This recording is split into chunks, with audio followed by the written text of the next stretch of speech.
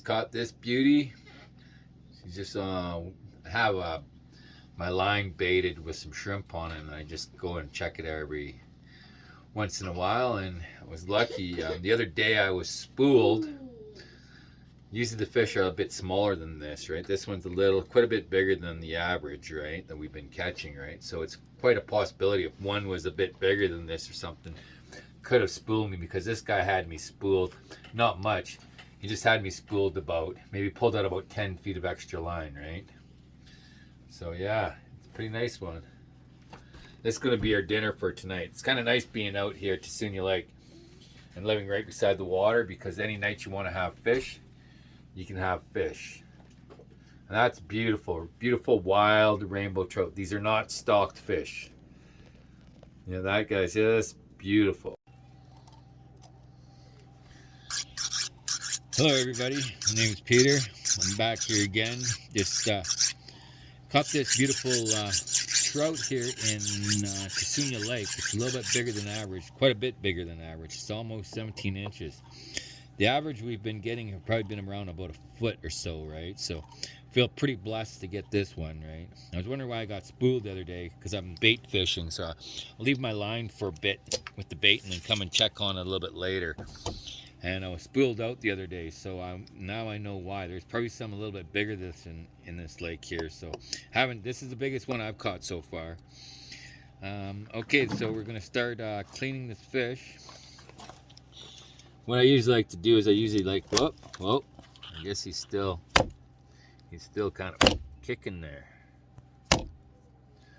Oops, I guess he's pretty fresh.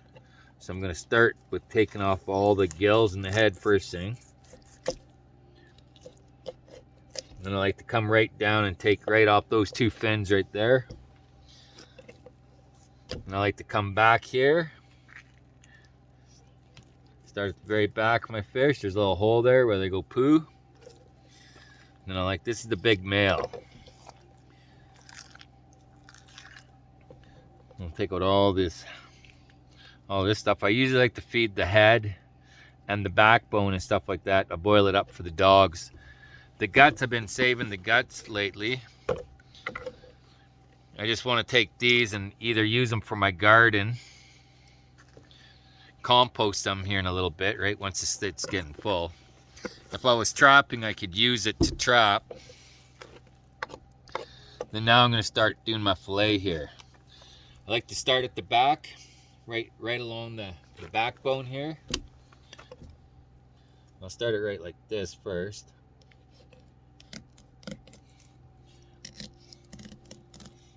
I like running my hand along that backbone.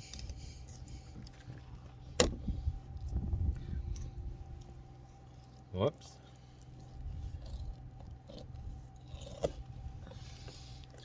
And there's one fillet. Now I'll just take all this blood here.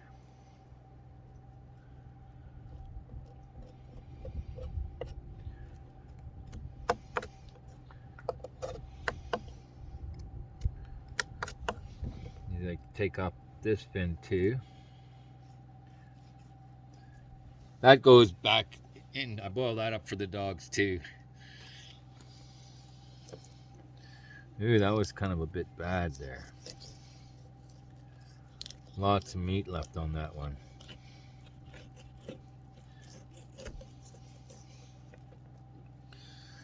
Oh, getting pretty rookie here, I guess.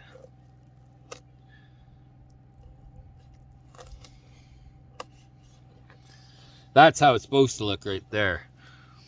Once in a while, person kind of messes up, but they're not going to be perfect every time. Try to get them perfect as possible. Well, let's try the other side. We might be able to get that one a bit better. Now that I know I hacked this side up. Now I'll lay this down, then I'll find that right along that spine. You have to cut through you got to cut through all the bones on that. Like all the heavy bones, the rib cage bones. But I usually like to try to get my knife right in there and then run my knife right along right along that spine. You can hear it crunching through all those bones. And I like to come up over that tail there. Then just along the adiposity fin there. Watch your fingers, because your knife will usually be pretty sharp if you're going to be doing this. And there, that one turned out a lot better. The only thing I could do a bit better is I kind of cut these, left these bones here along the back here. Those shouldn't have come off, but those were right here where I made that mistake, right here along the back. You should see all of this. You see all this, and you should see the little tiny fin right there too, right? But oh well, I guess I'll eventually get it down pat. But that's how I like to do up my fish, and then I'll just cook these fillet up, and then once they're cooked, then I'll peel out all these bones here. I don't usually worry about these right now. I usually cook it up, but that's about it. Over and out.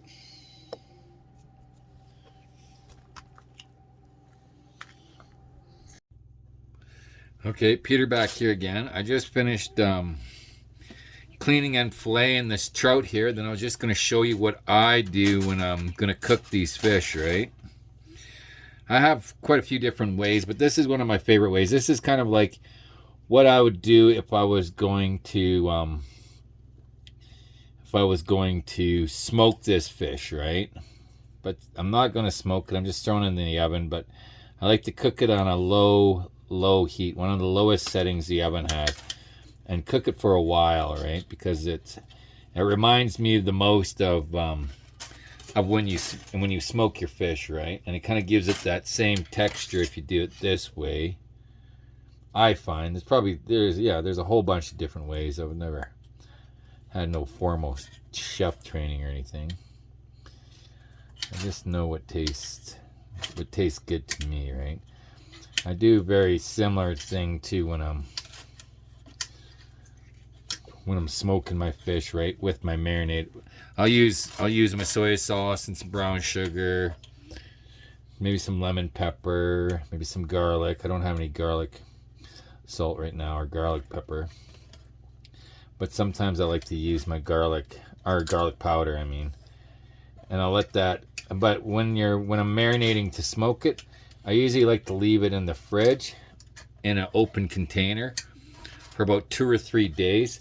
It really dehydrates. When the fridge dehydrates all the moisture out of the fridge, it also dehydrates some moisture out of your container that you have your fish in. If you have an open lid container, when you dehydrate it all, it allows the brown sugar and the soy sauce to really set in.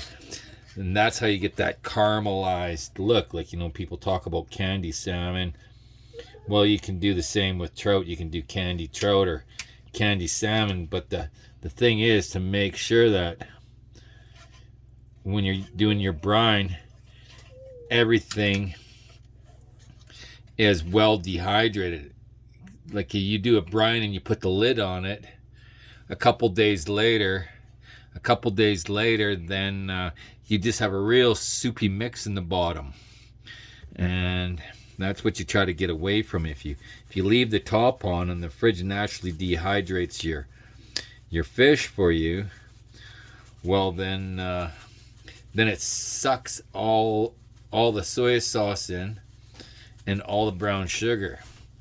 And I usually don't use a whole bunch more. There's all these other things, but there's already lots of salt already in your soy sauce. So there's no sense in, if you're going to be soaking a brine, having a whole bunch of extra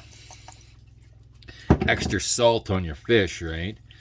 And with this stuff here, I'll do this on my brown sugar and soy sauce.